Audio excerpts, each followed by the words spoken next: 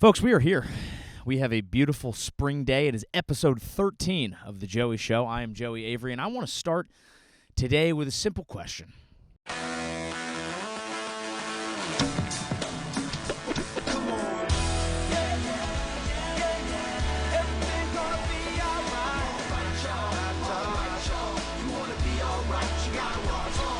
God, I have a podcast.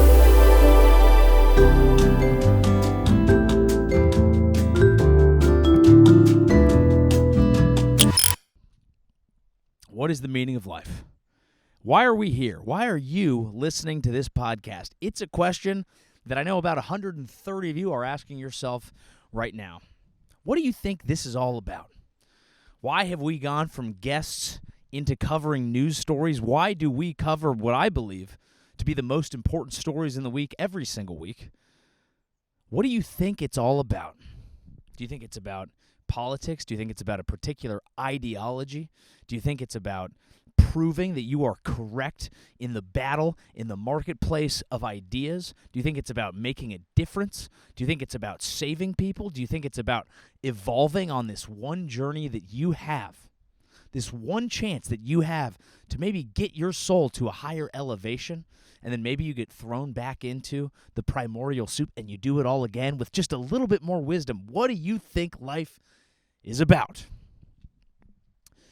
Today, I've gathered a series of stories, and I think I have a central thesis.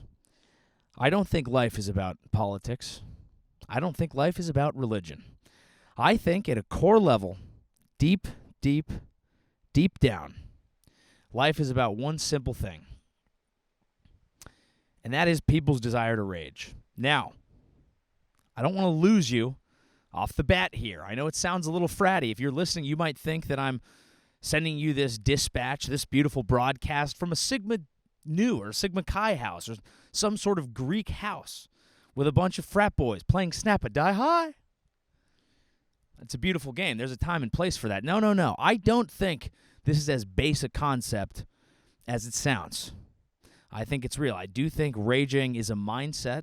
I think it's people's desire to be where the action is. No one really knows what life is about, and I think that most people operate off of one simple principle: the fear of missing out, the FOMO, the thought that maybe they're not doing what they should be doing.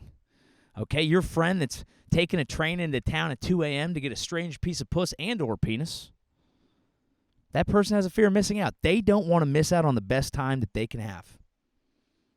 Your friend that wakes up at 6 a.m. to go for a run every morning and do that before his finance exam because he follows Davis Clark on Instagram and because he listens to David Goggins, he thinks he might be missing out, he or she. Ladies can be ballers too. I believe that's a version of raging. Everyone's just afraid that they're not at the party. I think that's what it's about. I think it's what it's about for me. I understand. I know I may look like a civilized, almost a yogi of sorts. That may be why you come to the program. I did, will I be the next president? Sure. Will I be the next spiritual leader? Also, sure. I may look a little next level as I sit pensively, wrapped in thought, steeped in wisdom under this Japanese maple here in an undisclosed location, separate from our New York studio where we film most of these. Maybe that's why I'm coming at this from a higher level today. I do believe that wrapped up in everything, and we use news and we use politics to describe this, and my mom needs to back out her car, well, that'll disclose the location, won't it? God damn it. We're going to keep it going, all right? Because the point stands. She's leaving right now because she's going to go rage, folks. She's going to go. You can see, there it is. There goes the mom mobile. You have a good one. Don't hit the camera. Don't hit the camera, Ma! Well, that was unbelievable timing. But look, the point stands. I am a spiritual leader, and I may or may not be at my parents' house right now. We have some shit going on, okay, some family shit, and I'm here to help out with that, and that's why we're not in New York. But the point fucking stands, all right? Now I'm coughing because I have allergies because I'm sitting here amongst the fauna, getting all sorts of pollen and just trees are just coming in my face right now, and it makes me sneeze. It's not the point. The point is that we're all not so different. People have a lot of different paths to the watering hole, and I think people get lost in their journey and their understanding of what really makes the world tick, maybe even what makes themselves tick, and that's why we're here. That's why we have this show, so that we can figure those things out. We have some stories today, and there's a first one that made a lot of sense to me. Pull this news story up. We have the San Francisco Chronicle reporting here that tech workers are leaving San Francisco, and they have a new favorite destination, and it is in Austin. The first time I read Austin, I thought it said autism, and I was going to say, sir, I beg to differ. Tech workers have been living at that destination for quite some time. But no, people are leaving San Francisco. This is not new, all right?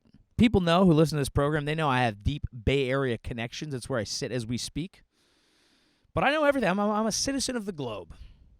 So I was curious in this. Why are people leaving San Francisco? Where are they going? This has been a story for some time. It started hitting during the pandemic. People were like, everyone's leaving California. California's full of libtards. And everyone's moving to Texas, and they're moving to Florida. And you know why they're doing that? Because they're sick of your liberal bullshit. Well, sir, as I have a sip of my Chardonnay underneath my Japanese maple, I'll tell you this. That is not the fucking reason. The reason is the reason that I opened with. Okay? People didn't leave for politics, and this is evidenced by where people are going. You keep reading this article. Where do you think people are going? I'm going to give you a second. Mix it up. Twirl it around in your head. Where do you think people are going? Come up with an answer. Think about it. Think about it. Think about it. Think about it. They're going to New York. Are they leaving San Francisco because of the libtards? Then why are they going to New York? Because there are libtards who are going to say, hey, I'm walking in. That's not why. The reason people are moving to New York, does it make sense economically? No, let's go ahead. Let's read this article. What does it say? Okay, New York has a higher cost of living in rent. It has a higher cost of living in food and beverage and going out. It has a lower amount of money that you're getting when you work at your job. So why would people do it? If it's not politics, if it's not money, then it might be because people want to fucking rage. It might be that. It might be because people heard that's where the action is. And you know what? As a person who's lived in the Bay Area my whole life, well, aside from a few other places, South Africa, San Diego, Los Angeles, citizen of the world, people are in New York because it's fun. That's why they went. And when everyone was leaving California and going to Austin and going to Florida, people were like, it's because of politics. Do you really think that? Do you think that people left California because they were like, I love Greg Abbott. Wheel that motherfucker out, I'm going to suck his dick. Do you think that the young people who left California were like, I want to go to Florida because I am interested in the battle between Ron DeSantis and Disney? Is that what we think? By the way, if you consume news programs on the daily, that is what you think. And you're going to be looking at me going, this guy doesn't know shit. Well, then why am I sitting under a Japanese maple? You riddle me that. If I don't know shit, why am I sitting monk-like, like a Buddha, like a little fig on the tree of knowledge? Why do I sit like this? Because I have understood something simple. People want to rage. That's why they're going to New York. I think it's very funny. The reason people, and people did move to Texas and Florida, but they moved during the pandemic, and those places were open, and so one could rage. And that's why they went. That's why people moved to Austin. Austin is like, ooh, you can get the upside of Texas without being so much Texas. That's what a lot of people like. Now, there are some people listening, if you just fucking spat in your bucket and you're like, this fucking queer doesn't know shit about Texas. Understood.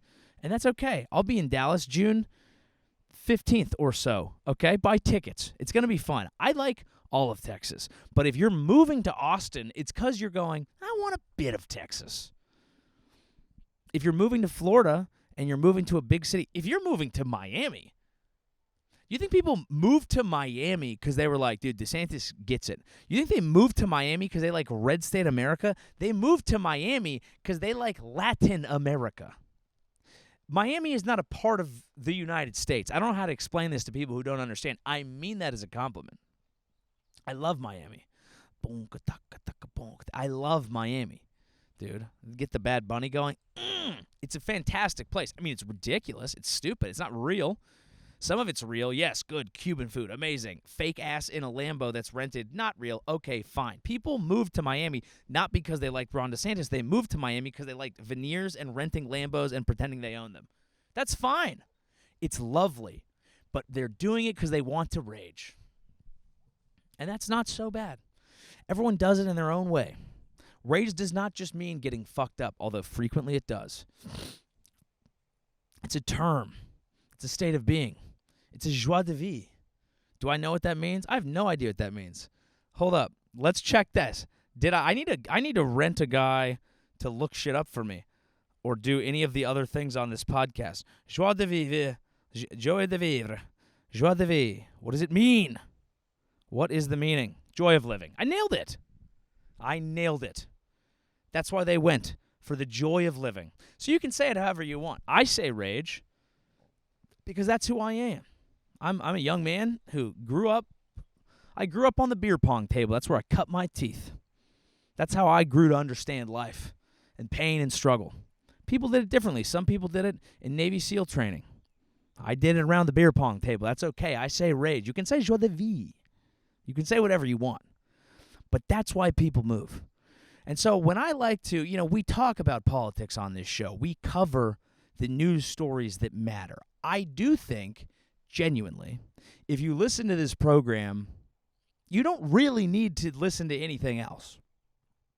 I think if you listen to this show, you should probably cut out most of the other things from your entertainment diet. I think that would be good for you. You should spend more time with your thoughts, spend more time with you, and then you carve out some time on a Thursday. You spend some time with us here at The Joey Show. And we embrace the joie de vivre. We embrace the rage. We understand what the world is about. People read this article, they don't understand, but the finances don't make sense. But the politics don't make sense. It makes sense if you understand it. People want to be where the action is. You might even feel left out by this.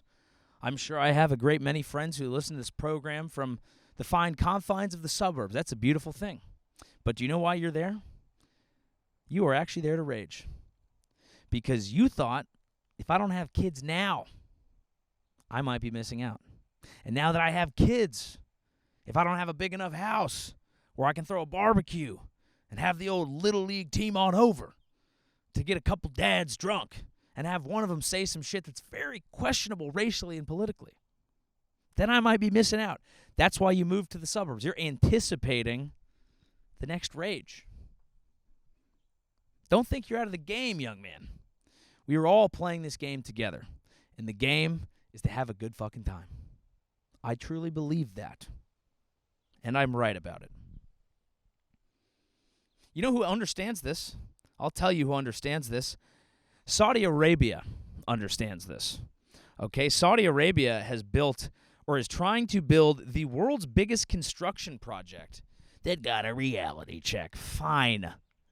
What they're attempting to do is rage. Okay? Saudi Arabia has realized this. This is why they play politics. They do things, they're like, well, kill a journalist. I don't like it, but they do it. Because they've realized that if we run out of money, we're fucked. They spent all this money to make LIV Golf, and let's do parties over here in Saudi Arabia. You guys drink. Who gives a fuck? Come here. They know we can't help but rage. They understand it. This is why they're trying to build twin 105-mile-long skyscrapers, although it has lost momentum amid spiraling costs and construction glitches. Oh, here comes reality, being a fucking loser. They don't give a fuck. And they're right. They know we can't help ourselves. They understand that whatever they do politically, we'll bat it around. We'll say, that is morally wrong. You should not do that. I fucking hate LIV Golf. Okay? Let me tell you this. I fucking hate LIV Golf. with a passion, okay? Those guys who took that money, they came through, and they took a game, a great game, a beautiful game, an American game. Was it invented in America? No, but fuck you. It's an American game. Golf. Scotland, whatever. Most of them are here now. Who knows? Who cares? Look, LIV Golf has ruined golf. And all those players who took that blood money to do it have done a horrible, horrible, disgusting thing that I would have also done. I would have done it. Come on. Come on. There's no way you wouldn't do it. Is it wrong? Yes. Is it disgusting? Yes. Am I a fan of any of those players anymore? No. I hope they all fail. I root against them. They can suck my American cock. I would have done it as well. Those can both be true. It's a disgusting act. But everyone's played the game, name your price, and we all have a price for something. And most people are saying, like, hey, $200 million, would you chop off, like, your mom's arm? And people are like, let me think about that. These guys are playing golf in the sand. They're playing golf over in Saudi Arabia. Whole thing's a sand trap. Am I right, folks? Shh, play the sound. It's disgusting. But we would all do it because they don't want to miss out. Fear of missing out dominates pretty much all of life. And Saudi Arabia understands that. For a bunch of guys who were not in a fraternity, although Saudi Arabia kind of is a frat, they seem to understand this. And that's why they just keep throwing money at crazy shit, because they know we're all dumb and we're going to go, yeah, I should check that out. I should go check that out. 105-mile-long skyscraper. They're basically playing Minecraft on hard setting. Okay, this would have the square footage of 29% greater than every building in New York and a $38 billion ski resort in arid mountains. The skyscraper could end up costing $2 trillion. It's pretty rude of them to build twin towers after destroying ours. That part of it is a little tough. Were they? Yeah, were they involved in 9/11? Yes, they were involved in 9/11, and now they are building the two biggest twin towers. Whew. That doesn't feel good to me, personally. You know, I don't mean to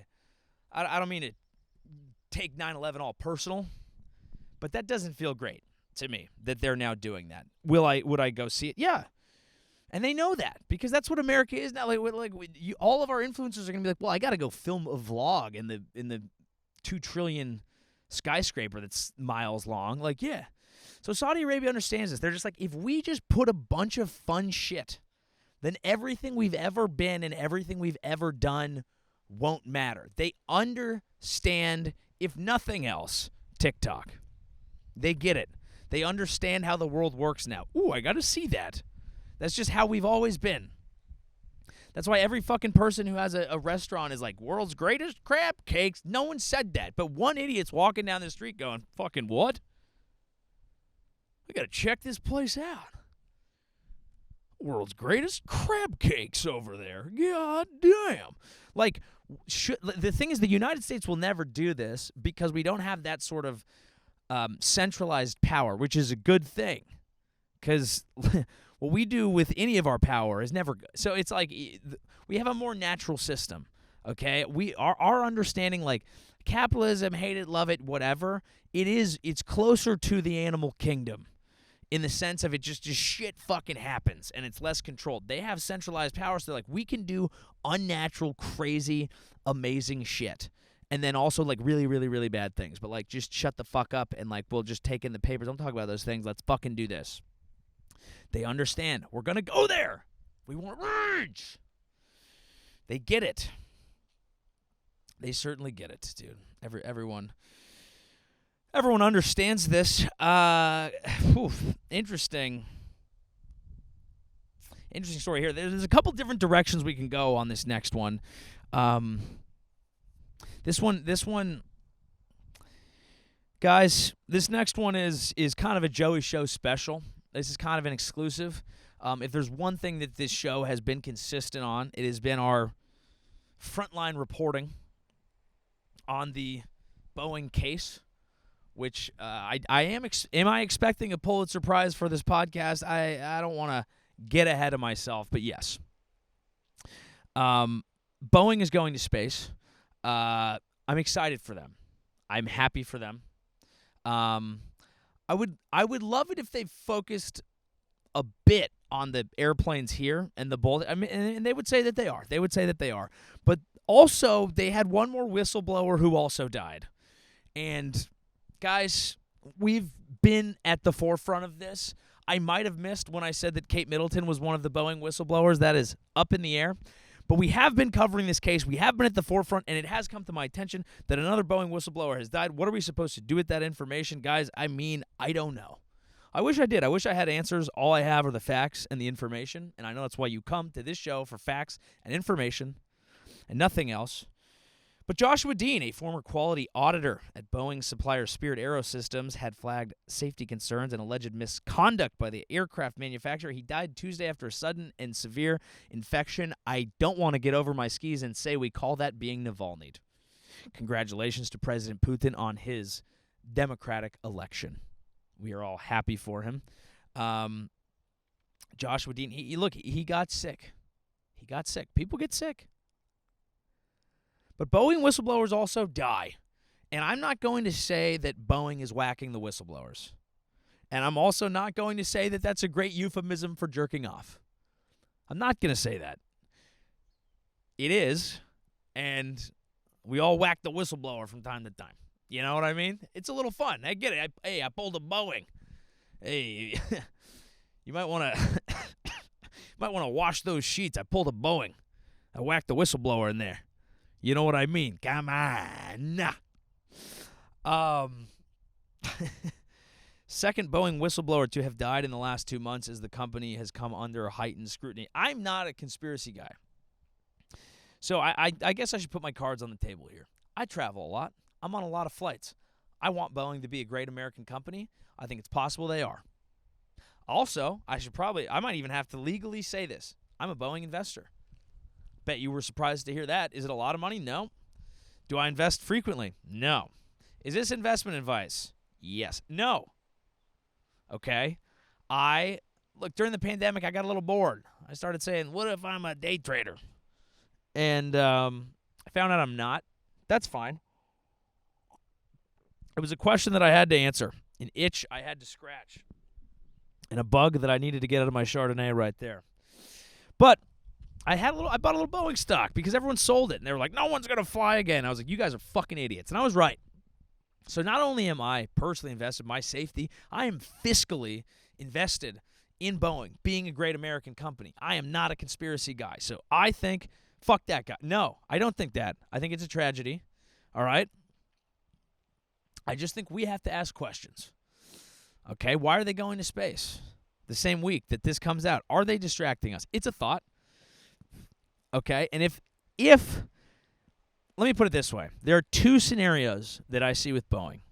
Number one, they are an incompetent company. They are a formerly competent company that has fallen on hard times, that has some inefficiencies, that has caused a large amount of people to become whistleblowers.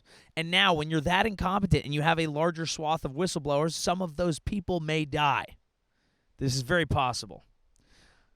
Option two, they are killing these whistleblowers and they are launching this rocket at the perfect timing to distract us.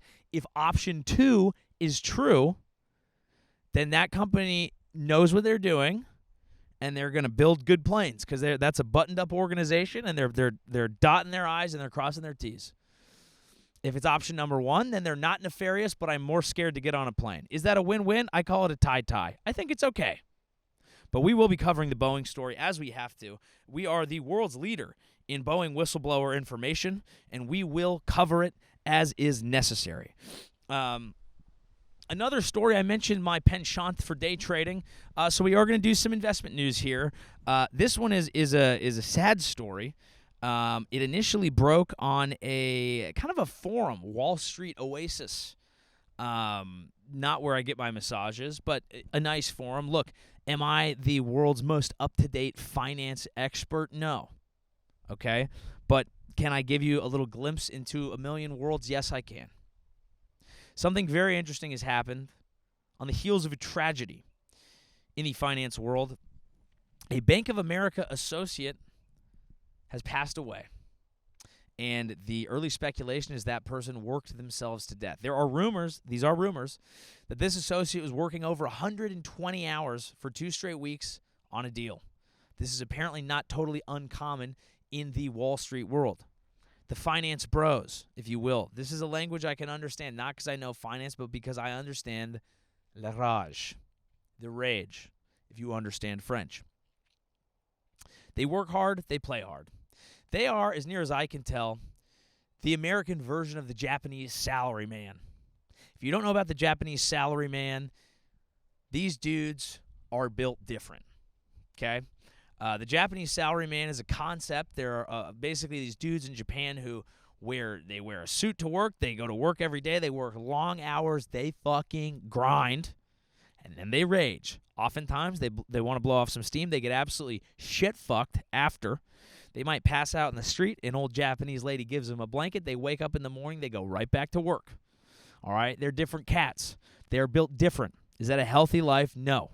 But a lot of people credit them with actually keeping the Japanese economy afloat. They are the warriors you didn't ask for. Okay? We all think there's a lot of schools of thought. People think, oh, the economy's stupid, like, you know, what are we just moving money around? We don't need that. Well, the way the system is set up, we do. We're like a shark. If we stop moving, we die. Is it good? No, it doesn't make me feel good. Like, is growth forever sustainable when you pit it against the concerns that come with, the environment when you're just trying to grow economies all the time? And if it's all about growth, and growth in the financial sector means the acquisition and the growing of large conglomerates, and one day you're walking down the aisle of a grocery store and you're like, why the fuck are there 25 cereal brands all owned by one company? Do I even have a choice? And then that causes people to get conspiratorial because they're like, well, if Monsanto's in with these motherfuckers and these like board guys are at the top saying just put more corn down these people's throats, maybe they are giving us cancer. Maybe they don't fucking care about us. Maybe I need to build my own garden. And it makes people want to just unplug from the system. And people are like, you can't unplug from the system. We need you in the system. If we stop growing, we fucking die. Gets a little stressful. You can be forgiven if that system doesn't make you feel good. But it's where we're at, isn't it? And a lot of people really want, the people with money have power, and the people with money want tools to make sure that their money just makes them more money so that they don't have to do it. You're not going to make your first billion by growing tomatoes. That almost seems fucked up, because you'd think, well, I'm providing life to another person that they can eat and sustain life. That should be valuable. It's not how it works. Okay, the point is the Japanese salaryman held down their economy. We kind of have our version of it. These early into finance bros. This is a world I don't know a lot about, but I know a few things. Okay, they are deeply into finance. They like making memes about Jerome Powell whenever he lowers the rates and the market bounces back, and they like to grind. And what's interesting is, based on the passing of this one associate, some of them are considering unionizing. Okay, I'm going to give you a little more background on this story, and then we're going to talk about why that's crazy that these, of all people, might unionize. This guy who allegedly passed away, I don't want to talk about, his family wants privacy. We're not going to share the name, but apparently he was a Green Beret and then passed away working for B of A. Now, sometimes people just pass away. A lot of people are working there. But if the speculation is true that he was overworked, it's pretty fucking crazy and rather fucking American that a dude could be a goddamn Green Beret and then go into finance and the grind took him out. This dude went from, mowing down villages to just closing deals. And it was the moving around of money that got him. I am not trivializing this. I'm just trying to report the facts on the ground. This is a tragedy. I hope if I can find a GoFundMe for the family, I'll put it in there. But again, I don't, from what I understand, they want privacy. We're not going to do all that. What is interesting about this story is the Bank of America associates may unionize. If the finance bros unionize, I can't even describe how earth-shattering that is. That is like if Andrew Tate became trans. Genuinely. That is those are worlds colliding that you did not expect to collide. Okay, that is free market, fuck you, grind set capitalism into, these hours are kind of crazy. We actually need to look at our workers and make a pact of solidarity and understand that we deserve more protections. And that, if you're going to do it from the finance level, then you can't be upset when companies do it. If you're betting from the finance level, guys, this could be something else. And the interesting thing about it is it ties into my general theory of everything from the top of this program. These guys want to rage. They simply do. I was reading posts. I was going through some of the posts, people talking about, I thought this is what I needed to be successful in life. I thought this is where the action was. You're doing key bumps in the closet. You're closing deals. This is the rage. And then they started to realize, no. I've missed weddings. I have missed funerals. You should never have to miss a funeral. I truly believe that. That is something you should be able to go to at every time, no matter what you do. They've realized they were missing out on other things. And this could be the straw that broke the camel's back. But it's interesting because it proves our point. Not political, not financial. The only reason they're doing this is because they've realized that they want to rage. And they're missing out. And the fear of missing out is a powerful and beautiful thing. Finally here, and I have to go. It's going to be a shorter program today. I'm running up against the time constraint here. The Met Gala was this week. Who gives a fuck?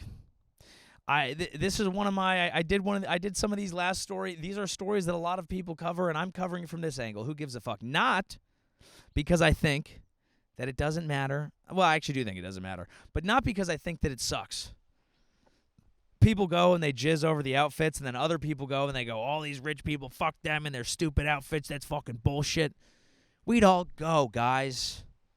It's like the LIV tour. We hate the Met Gala from a distance because we're like, oh, fuck you, these fucking guys. What, do you think you're better than me just because you're a guy wearing a fucking dress? That shit wouldn't fly. Look, you would have more fun at a dive bar in a blue-collar town than at the Met Gala, for sure. And even if you watched the Met Gala from that dive bar and you shat on it, you'd have more fun. But if you were offered, you'd go to the Met Gala. It's fine. We'd all do it. Because you don't want to miss out. You want to be a part of it. It's not that fun. It's not that sick. But I would go because I have to, because it's the thing to do. It would be more fun to be like, who's that fucking queer wearing a dress? But I'd also like to be that fucking queer wearing a dress. Because I'd be like, this is what we're doing. This is what we're doing tonight. It's fun. Enjoy it. We don't have to take things too seriously. Some people find it opulent. They find it disgusting. There's these horrible things going on in the world. You're right. But these people weren't going to go over there and fix it. All right? Understand this. And I have some more stories here. We're going to have to kick them to next week because I am running late here. We had some technical difficulties getting going here. But understand this. When you don't understand a story, when you don't understand why things are happening, when you don't like something, understand why people are there. They just don't want to miss out. So, be easier on yourself. If there's something that you want to do this week, try and do it if you can. If you can't, that's okay. Tend to what's important in your life. Tend to what's important in your heart. And make sure that you come back here every goddamn Thursday for a Joey Show where we will uncode the true meaning of life in this world. Whether we're under a Japanese maple or inside a New York apartment or wearing a dress at the Met Gala, we will understand it. And we will all do a field trip one day to Saudi Arabia's Twin Towers. And we will do it in a pair of planes that we will have just taken over. Thank you very much. This is The Joey Show. Please come see me live, joeyavery.com/live. We've got Fargo, North Dakota coming up. We've got San Diego. We have Dallas. We have Vegas. We have fucking tons of other shit. Edmonton, we're coming back. Vancouver. Thank you guys very much. Tell a friend about the program if you're enjoying it. We would like to grow so that eventually one day I won't have to do this with a laptop in my lap, and I can have a friend with a laptop in his lap or her lap or their lap. I don't really care. You have a great week. Happy Thursday. We'll see you next week.